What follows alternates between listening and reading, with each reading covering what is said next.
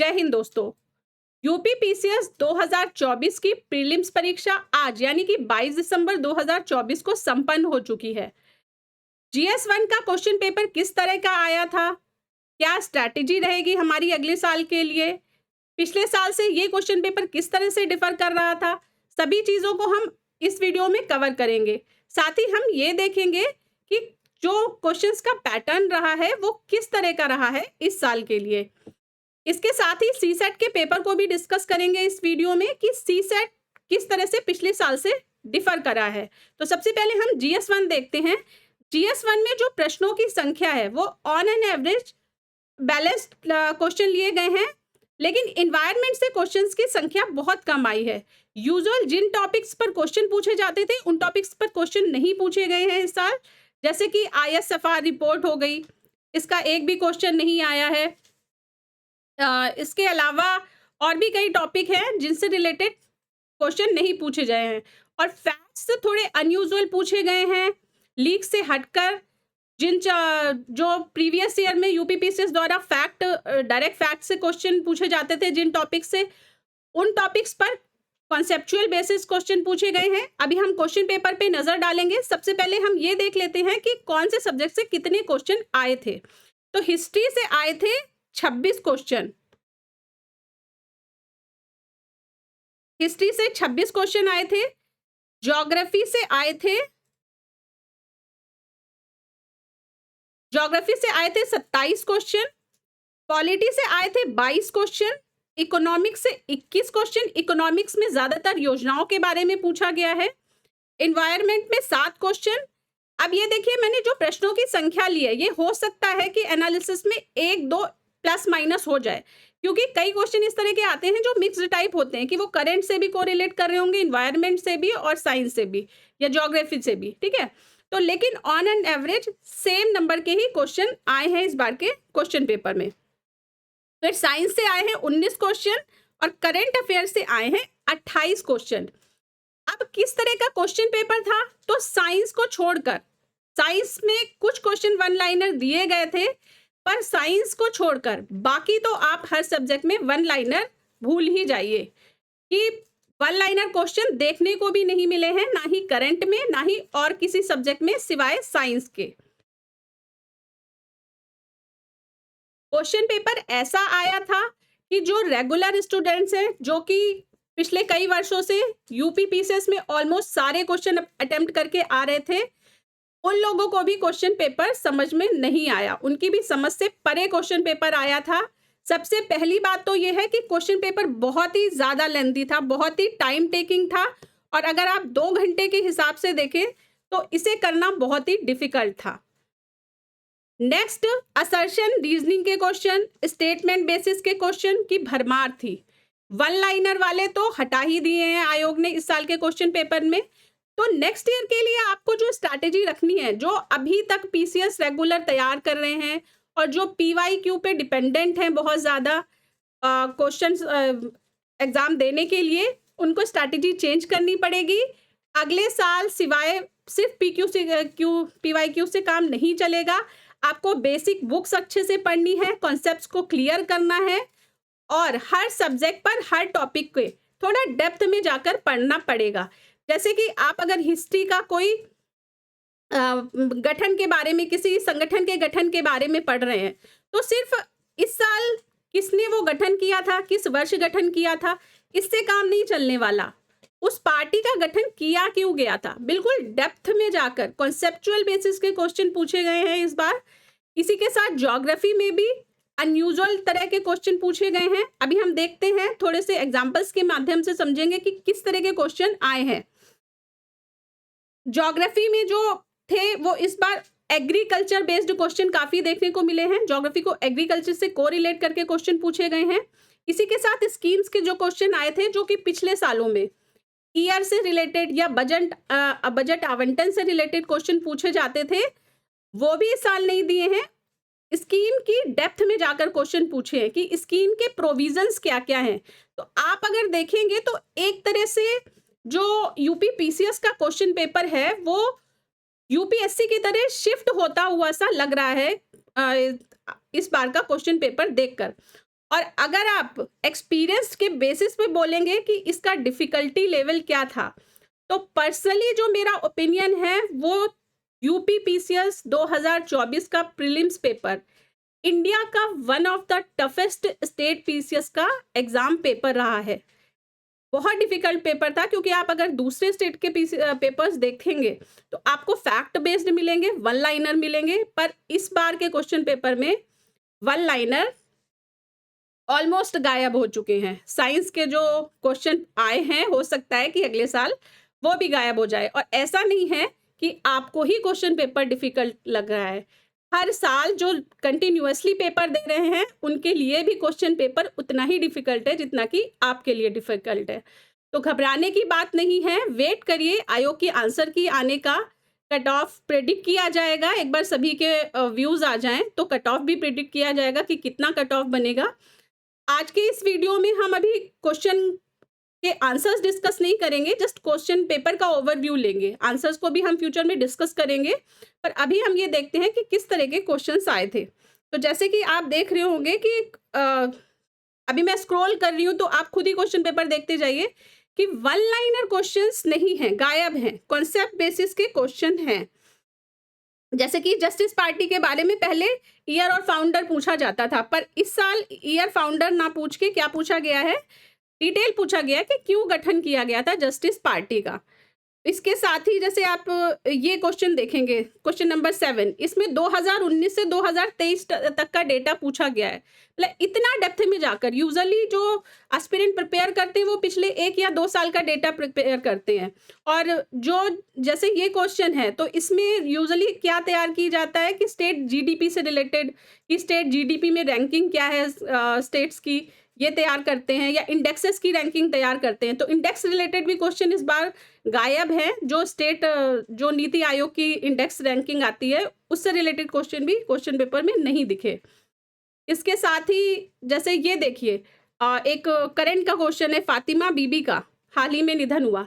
अब इसमें यूजुअली हम ये याद रखते हैं कि वो किस राज्य की राज्यपाल थी, पर वो राज्यपाल कब से कब तक थी, ये ड्यूरेशन काफी डेप्थ का क्वेश्चन हो गया, डिफिकल्टी लेवल काफी हाई हो गया। तो 97 से 2001, तो कब से कब तक राज्यपाल थी, कि एक तो कहाँ थी वो अलग चीज है, कब से कब तक थी। नेक्स्ट फिर आ जाता है, जैसे ये आप 13 नंबर क्वेश्चन देखिए, तो इसमें कॉन्सेप्ट के बेसिस पे क्वेश्चन पूछा गया है।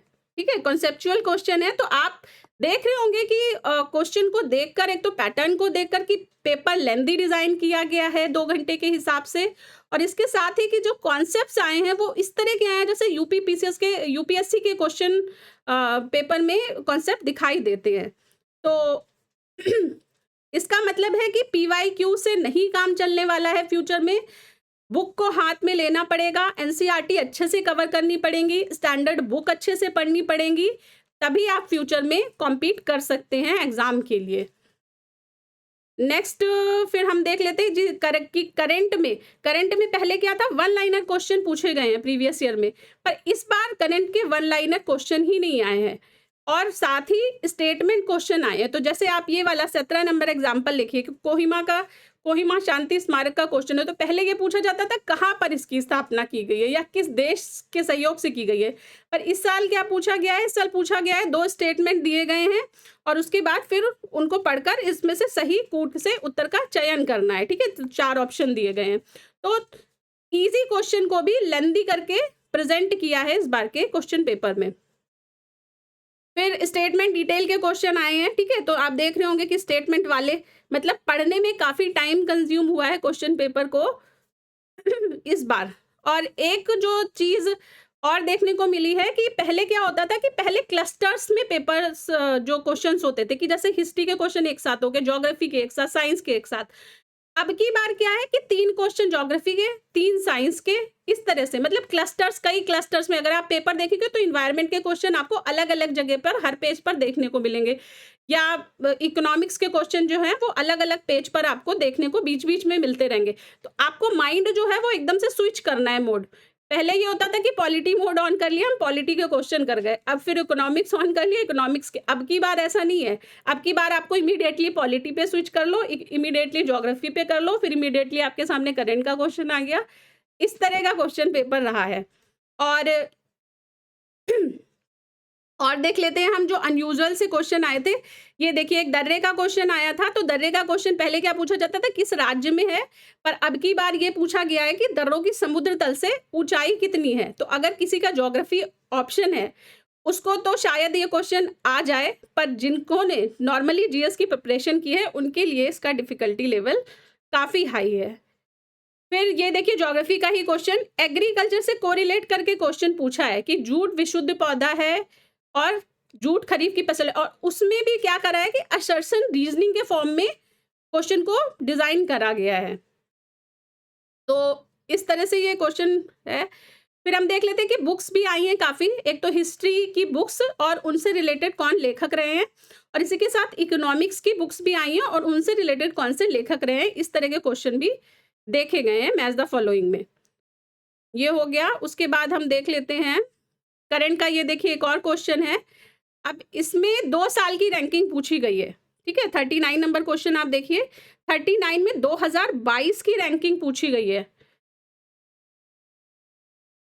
तो आपको नेक्स्ट ईयर के लिए अगर आप क्वेश्चन एग्जाम देने जा रहे हैं तो आपको 2 साल की रैंकिंग तैयार करके ही जाना है। फिर अब ये देखिए 43 नंबर क्वेश्चन देखिए, पिछले साल क्या पूछा जा रहा था इस तरह के क्वेश्चन में, संघ लोक सेवा आयोग कौन से अनुच्छेद में दिया गया है। अब की बार पूछा गया है कि संघ लोक सेवा आयोग के कार्य क्या क्या है। इसका मतलब है आपको संघ लोक सेवा आयोग की डिटेल भी अब की बार पढ़कर जाने हैं, सिर्फ आर्टिकल नंबर याद करने से काम नहीं चलने वाला। नेक्स्ट देख लेते हैं। अब ये देखिए 19 अनुच्छेद 19 नंबर, पहले क्या आता था मैच द फॉलोइंग में आ जाता था कि अनुच्छेद 19 किससे संबंधित है। अब की बार कॉन्सेप्ट बेसिस कि अनुच्छेद 19 में इनमें से क्या नहीं है। ये 47 नंबर क्वेश्चन कि इनमें से अब की अनुच्छेद 19 में क्या नहीं है, कौन सा गलत है। तो इस तरह का क्वेश्चन गैस करना था। उसके बाद फिर आप ये देखिए 53 नंबर, कितना हाई लेवल डिफिकल्टी है इसका। एक तो ये नाम अनयूजुअल हैं जो दे रखे हैं, ऊपर से इनकी मृत्यु को क्रोनोलॉजी में लगाना है, ठीक है। तो ये भी बहुत अनयूजुअल टाइप का क्वेश्चन है, लीक से हटके जो क्वेश्चन आप बोल सकते हैं। उसके बाद इन्वायरमेंट के क्वेश्चन काफी कम देखने को मिले हैं, पहले भी हम डिस्कस कर चुके हैं कि सिर्फ 7 ही क्वेश्चन आए हैं इन्वायरमेंट से रिलेटेड। नेक्स्ट ये देखिए, अब इसमें इस क्वेश्चन में एथिक्स भी इन्वॉल्व है। 58 नंबर क्वेश्चन, वैज्ञानिक जांच व्यवहारिक आदर्शों के प्रति प्रतिबद्धता पर निर्भर करती है। फिर नेक्स्ट देखते हैं। तो ये देखिए ये क्वेश्चन एथिक्स से कोरिलेट करके दिया है कि विज्ञान में ईमानदारी विशेष रूप से महत्वपूर्ण है। 2 नंबर स्टेटमेंट देखिए। तो मतलब अच्छा पेपर डिजाइन किया है जिसने किया है, बहुत अच्छा, मतलब समझदारी का क्वेश्चन पेपर है, पर जो ट्रेंड है उससे बहुत बहुत ज्यादा हटके ये क्वेश्चन पेपर है। और जो रेगुलर अटेम्प्ट करने वाले लोग हैं उनको भी, मतलब उनको भी इस मोमेंट पे समझ में नहीं आ रहा है कि कट ऑफ क्या रहने वाला है और क्या रिजल्ट आएगा। तो बिल्कुल अभी आप वेट करिए आयोग के आंसर की आने का फाइनल। नेक्स्ट नेक्स्ट ये देखिए रामगंगा परियोजना से रिलेटेड एक क्वेश्चन आया है। नेक्स्ट रामगंगा परियोजना की इसके डिटेल दिए हैं और इसमें से बताना है कि कौन सा युग्म सुमेलित नहीं है। आपको परियोजनाओं का एक एक डिटेल भी ध्यान में रखना है कि कितने मेगावाट का उत्पादन है, बांध की लंबाई क्या है, सिंचित क्षेत्र कितना है और इसकी स्थिति क्या है। नेक्स्ट ये देखिए डिफिकल्टी लेवल, विश्व के कुछ 64 नंबर जो क्वेश्चन है कि इसमें यूएसए, चीन और जापान की तुलना में भारत का कृषित भौगोलिक क्षेत्र अधिकतम है। तो आपको कंपेयर करना है सिर्फ ज्योग्राफिकल एरिया काउंट, मतलब जो हम यूजुअली ज्योग्राफिकल एरिया कंपेयर करते थे देशों का, तो अभी कृषित भौगोलिक क्षेत्र के बारे में क्वेश्चन पूछा गया है, कल्टीवेटेड एरिया के बारे में। तो ये भी डिफिकल्ट क्वेश्चन है। उसके बाद हम देखते हैं ये आप देखिए हाँ, ये 67 नंबर, इस तरह के क्वेश्चन वन लाइनर में पूछे जाते थे कि ये पुरस्कार किसको प्रदान किया गया। अभी कई पुरस्कारों के नाम है और इसको मैच द फॉलोइंग टाइप के पैटर्न में डाला गया है। फिर नेक्स्ट देखते हैं हम नेक्स्ट ये आप देखिए 70 नंबर क्वेश्चन, इसमें फसलों की विशेषताओं। तो अभी आपको जैसे हम रैंकिंग पढ़ रहे हैं कि चावल के उत्पादन में बिहार का योगदान कितने प्रतिशत है, ये नहीं कि कौन सी रैंकिंग है। अभी तक हमने ये पढ़ा था कि चावल के उत्पादन में कौन से स्टेट की रैंकिंग कितनी है। अब वो रैंकिंग है भी तो उसने कितना परसेंट स्टेट ने कंट्रीब्यूट किया है, तब उसकी वो रैंकिंग बनी है। तो और एक स्टेप आगे बढ़ के क्वेश्चन, ठीक है, और इसमें से भी क्या पूछा गया है कि कौन सा सुमेलित नहीं है। तो अब आप ये गैस करिए कि परसेंटेज सुमेलित नहीं है, या स्टेट सुमेलित नहीं है, या फिर उसकी जो वर्षा का लेवल है वो सुमेलित नहीं है। तो काफी डेप्थ का क्वेश्चन है ये भी। नेक्स्ट हम देख लेते हैं, ये 75 नंबर क्वेश्चन हमने पढ़ा था प्री बूस्टर सीरीज में, ये माल्थस का जो सिद्धांत है जनसंख्या का। तो इसमें भी आप देखिए कि ये नहीं पूछा गया है कि ये थ्योरी किससे रिलेटेड है, बल्कि कर्व के बारे में पूछा गया है कि माल्थस का जो कर्व है वो कैसे बनता है, उसमें घातांकीय कौन सी रेखा होती है और रैखिक कौन सी रेखा होती है। फिर नेक्स्ट आ जाता है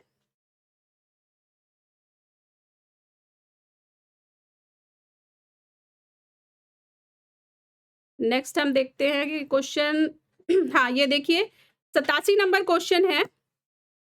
इसमें योजना का डिटेल दिया गया है। पहले क्या होता था कि योजना के ईयर्स पूछे गए हैं, पर इस बार उसमें डेप्थ में जाकर के उसमें योजनाओं के प्रोविजंस क्या क्या है। फिर हो गया इसके बाद 91 नंबर क्वेश्चन। अब इसमें देखिए, इसमें 2019 से 2022 का डेटा पूछा गया है। मतलब एक तो पिछले साल का, 2 साल पहले का, और 2 साल में भी उसके भी और बैक का डेटा। तो इतना डेप्थ में जाके डेटा का क्वेश्चन है ये, ठीक है। जुलाई सितंबर 2019 और जुलाई सितंबर 2022 के बीच भारत में बेरोजगारी दर की प्रवृत्ति के संबंध में कौन सा कथन सही है, और उसको भी फिर स्टेटमेंट बनाकर पूछा गया है। नेक्स्ट देख लेते हैं फिर और क्वेश्चन। अब ये 97 नंबर देखिए, साइंस का क्वेश्चन है। पहले क्या होता था इस तरह के क्वेश्चन में कि कौन सा उपकरण संबंधित है, अब की बार उस उपकरण का कॉन्सेप्ट क्या है। तो concept basis question, conceptual question. फिर नेक्स्ट देख लेते हैं, इसमें इस पेपर का एक और डिस्कशन वीडियो पीसीएस अभ्यास के चैनल पर अपलोडेड है, आप वो वीडियो भी देख लीजिए। उसमें और डिटेल में क्वेश्चंस को एक्सप्लेन किया गया है। तो अगर आपने वो वीडियो नहीं देखा है तो एक बार वो वीडियो भी देख ले जाकर।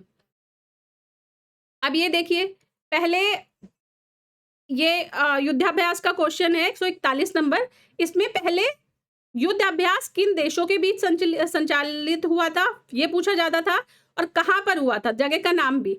पर इस बार डेट्स पूछी गई है, और डेट्स को भी क्रोनोलॉजी में ये मैच द फॉलोइंग में लगाने के लिए आया है, ठीक है।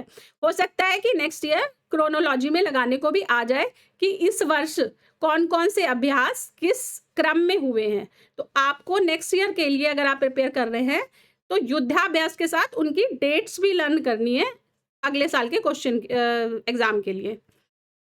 नेक्स्ट देख लेते हैं फिर हम, ये देखिए बिल्कुल out of the box question 148 number question कि दक्कन ट्रैप की विशेषताएं। अब देखिए ज्योग्राफी का जिन्होंने ऑप्शनल ले रखा होगा उनको तो हो सकता है कि ये क्वेश्चन आ जाए, लेकिन भाई हमारे जैसे नॉर्मल लोग जो नॉर्मल बैकग्राउंड से हैं और जो सिर्फ जीएस प्रिपेयर करते हैं ज्योग्राफी को जीएस के पॉइंट ऑफ व्यू से, उनके लिए तो ये बिल्कुल out of the box question है कि ट्रैप के मध्यवर्ती तल, मध्य ट्रैप की मोटाई, ऊपरी ट्रैप की मोटाई, निम्न ट्रैप की मोटाई, इतना डिटेल्ड में डेप्थ में क्वेश्चन पूछा है ज्योग्राफी का।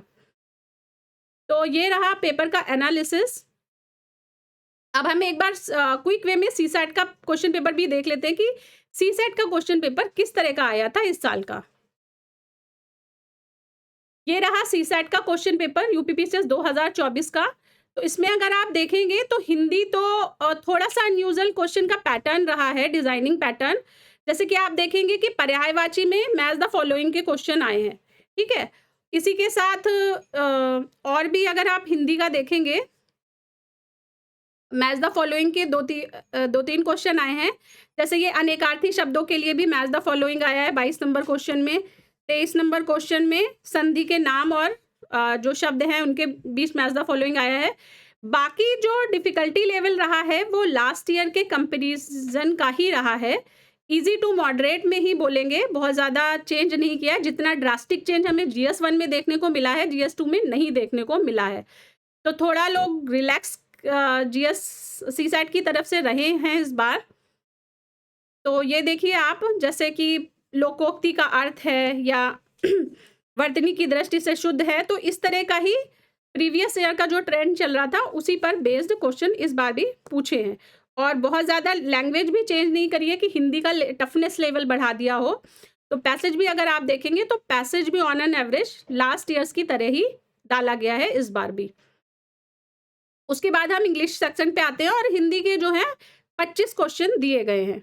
हिंदी के 25 क्वेश्चन आए हैं, तो ये भी ऑलमोस्ट सिमिलर हैं पिछले साल के हिंदी के क्वेश्चन नंबर ऑफ क्वेश्चंस पे।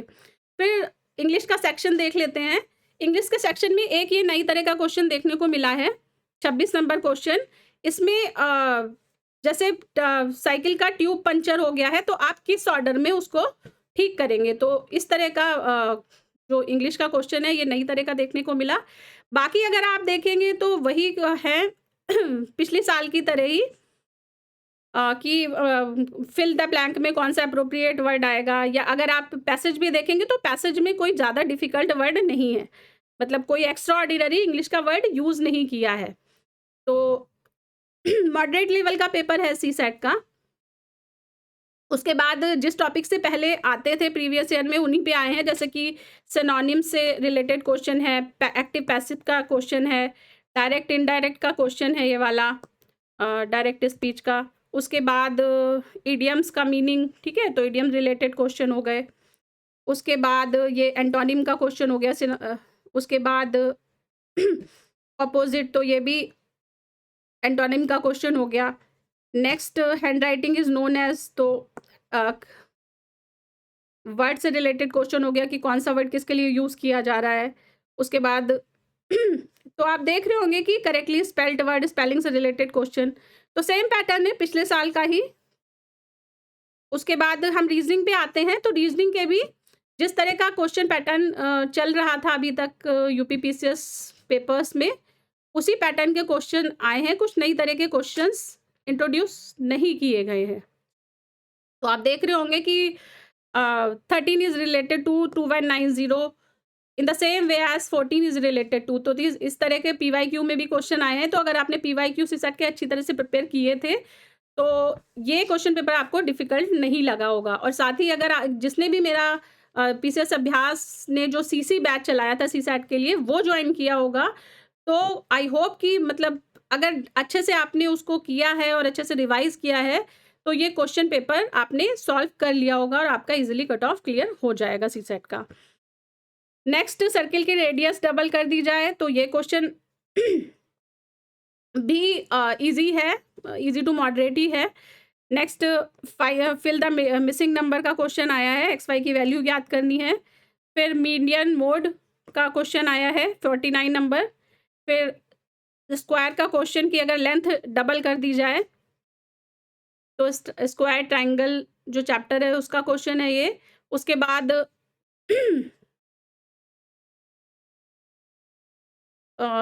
ये भी आप देख रहे होंगे 50 नंबर क्वेश्चन, तो मॉडरेट लेवल का ही है।